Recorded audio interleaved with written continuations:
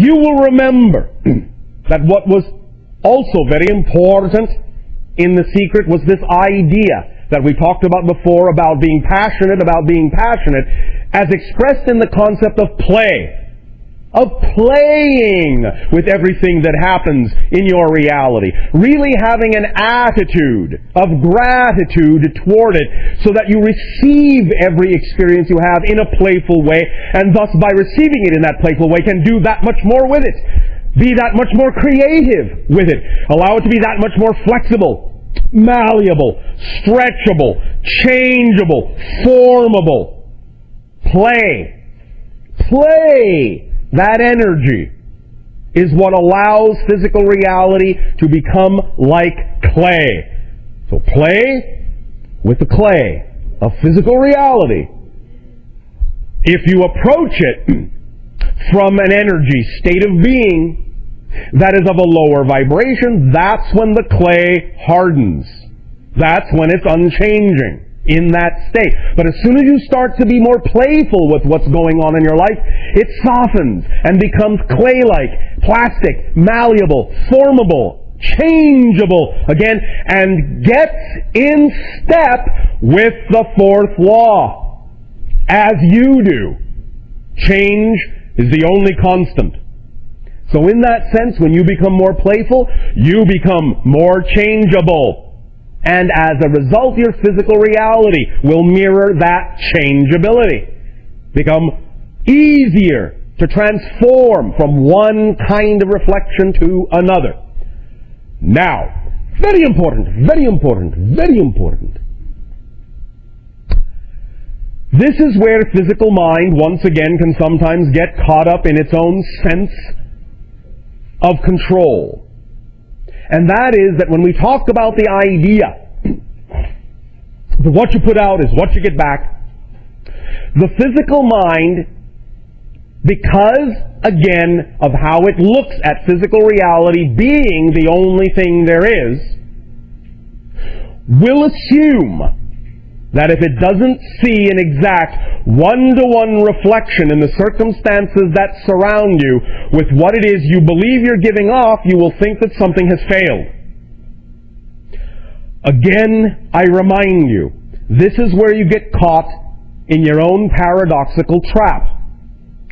Even though it is true that what you put out is what you get back, and that by being in a certain state of being, that will determine what the circumstances around you are, the first stage of that, the first manifestation of that, will be usually, especially in your world of space and time, usually the first reflection will look the same as it used to.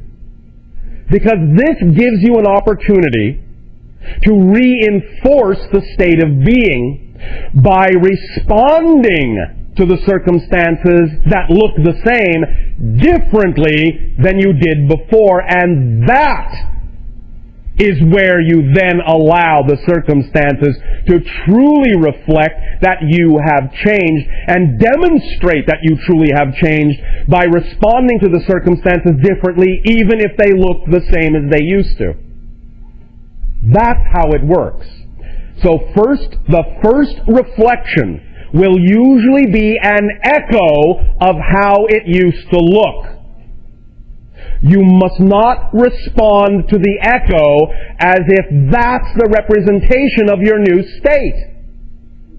You must respond to it, in a sense, as if you know it's just an echo, and that what you're putting out now, the new response to the old circumstances, that will solidify the vibration of your preferred state of being and truly allow the circumstances to change themselves and take their cue from the new vibration you're putting out, which is the absolute certainty that you are different.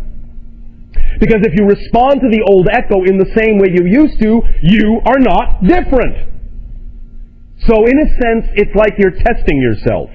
It's like you're giving yourself an opportunity to decide whether you really do want the circumstances to change by first presenting yourself very often with the same set of circumstances to see if you respond differently to them, making a clear commitment that you have, in fact, vibrationally changed your state of being. Once you have then done that and respond differently to the same set of circumstances, then you have established that you truly have changed, and then the circumstances can reflect that change.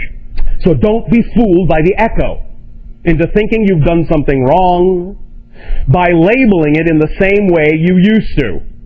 Oh, I didn't see what I wanted to get immediately. It looks the same as it did before. The same people are here giving me the same kind of feedback. I must have done something wrong, or something's not working. Or you find that you're reacting to it in the same way you used to, because if you do, you have not changed. So that's the self-reinforcing mechanism that gives you the opportunity to decide whether you really want to change that circumstance or not. Because again, remember, all belief systems by definition are self-reinforcing. They have to be.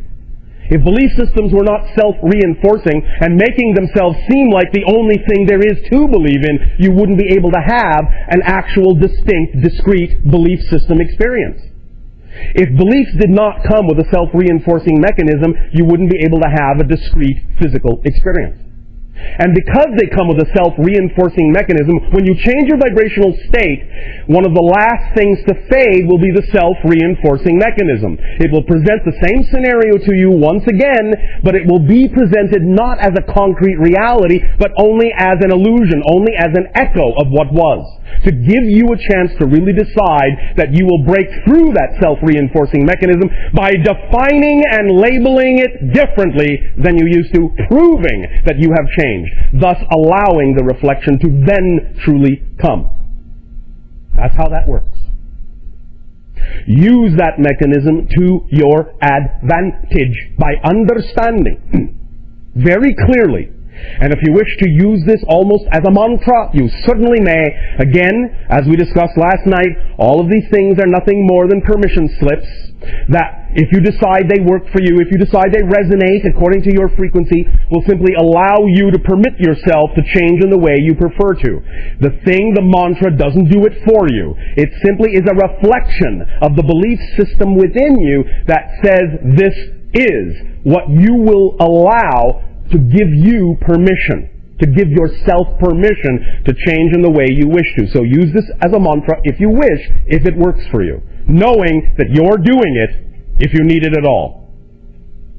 And that is, again, the idea, not even so much the statement that circumstances do not determine state of being. State of being determines circumstances. Now you can use that.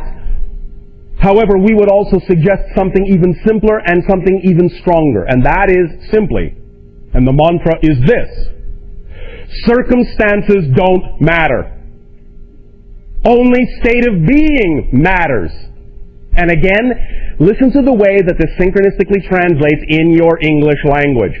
Circumstances don't matter. They do not create materialization. Only state of being matters. Only state of being materializes experience. So, the mantra is, anytime you find yourself doubting, stuck, fearful, because of what you believe the situation is, what you believe the circumstances are, you can, if you wish, use this little reminder. Circumstances don't matter. Only state of being matters. And then choose the state of being you prefer. And then redefine the circumstances from that state of being, so that you can erase the echo and allow the true reflection to then take form from your state of being.